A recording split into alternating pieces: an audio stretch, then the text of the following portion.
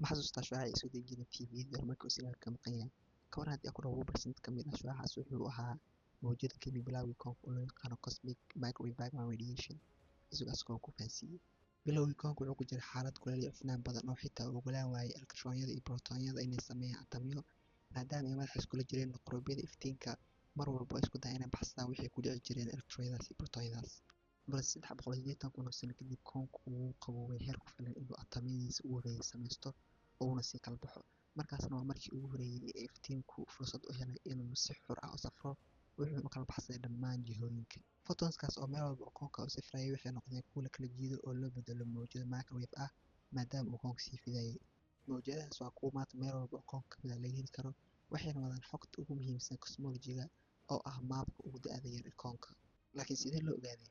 Horta si aan u fahanno waa inaan ogaanaa in iftiinku uu leeyahay xawaare xadidan, uuna u baahan yahay waqti si uu space ku dhex maro. Tusaale ahaan, galaxy weyn ee dariskeena ah ee Andromeda Galaxy, si aan u aragno wuxuu iftiinku u baahan yahay inuu soo safro 2.5 milyan oo sano, taasoo ka dhigan inaan arkeyno sidii uu ahaa 2.5 milyan sano ka hor. Sidaa darteed, iftiinku markuu meel ka soo baxo ma dhuumo ee wuu safraa ilaa uu atom kala falgalo. Space-kuna waa mid aad u weyn oo firaaqo badan. Sidaa darteed, iftiinka ka soo baxay markii uu koonku wada iftiimayay ee meel walba ka baxsaday wuxuu u safray jiha kasta, wuxuuna safrayay 3.8 bilyan oo sano. Waxaana iftiinka markii ugu horreeyay la detect gareeyay 1960-meeyadii, markii laba saynis yahano isku dayayay inay anteenadooda ku qabtaan radio waves, balse ay meel walba oo ay cirka uga jeediyeen anteenada ay arkayeen caddi yar oo mowjadahan qadiimiga ah ee isku wada midka ahna.